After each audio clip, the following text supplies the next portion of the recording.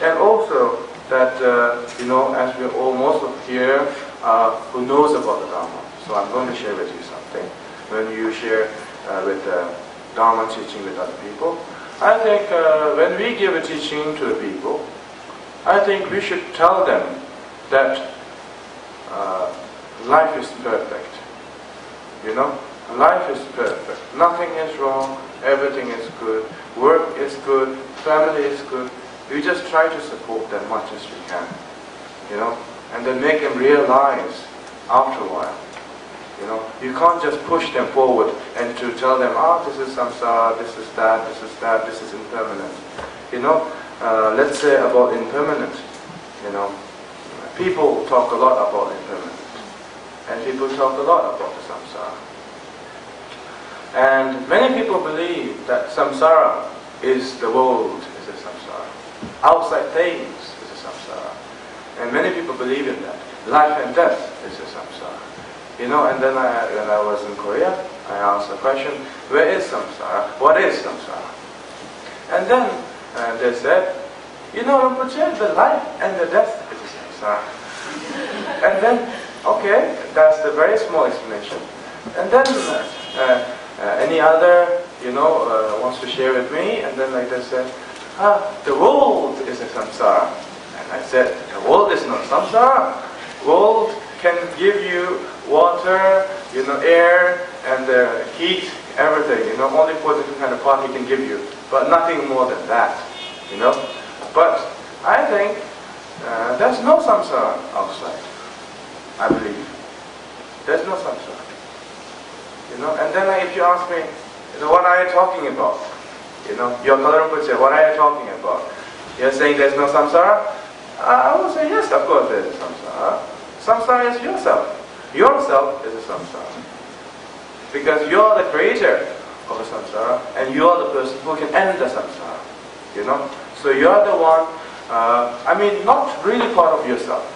No, just because of the jealousy, ignorance, ego, because of that, you fall into the samsara. Not because of yourself. Because yourself, the real part of yourself, is part of a Buddha nature. But outside of the negative part is part of a jealousy, ignorance, ego, and getting mad and everything, and because of the attachment also. And because of that, we fall into the samsara. And we create the samsara. So please, as I'm sharing with you, I think we should recognize ourselves that ourselves is samsara, and if we can be in control by ourselves, and we can be free from the suffering. So also about the impermanent, I think we don't have to scare about the impermanent. Impermanent is good, I think. Because impermanent can bring you the happiness also. Because the meaning of impermanent is something which it can be, which it changes all the time. That's the meaning of impermanent. Most of the people, when we give teaching about impermanent, they believe, about the life and death, right.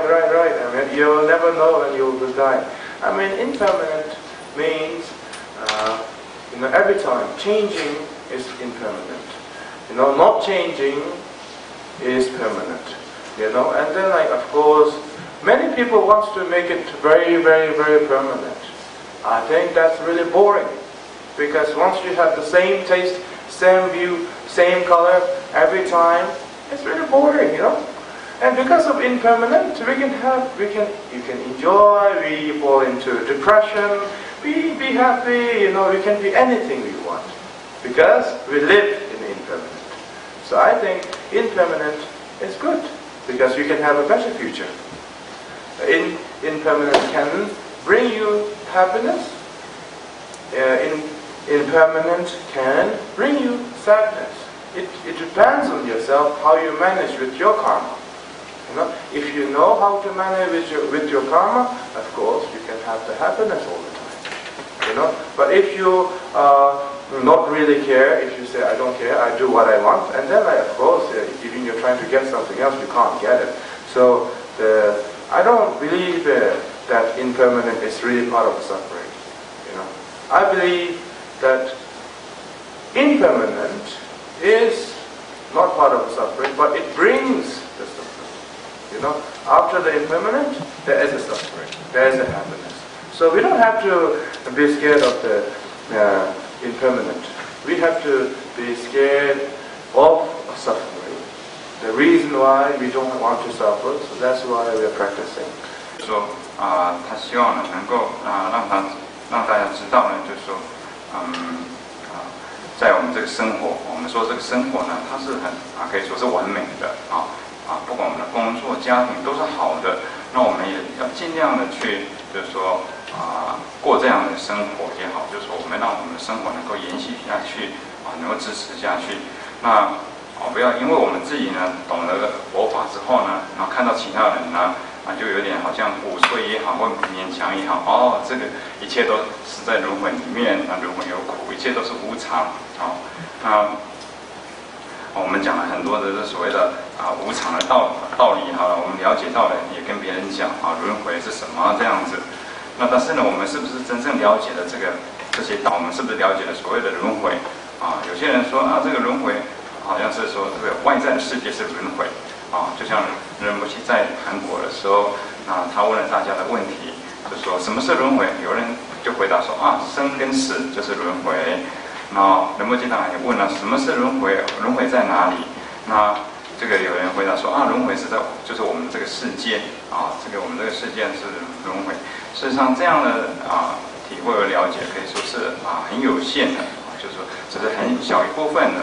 那如果说我们说这个世界呢是轮回，事实上世界是什么呢？就是我们所存在的世界，它是给我们这个水空气暖热等等的这样的一个就是说这样的一个条件的所以呢轮回呢并不是在外面的，他就是说仁波切呢他想说的这样。那有人就说考仁波切你到底在说什么？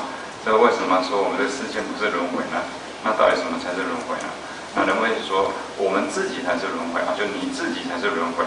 我们呢是我们轮回是从我们自己所产生创造出来的，但是也是要靠我们自己才能够去结束就让这个轮回呢能够走到尽头。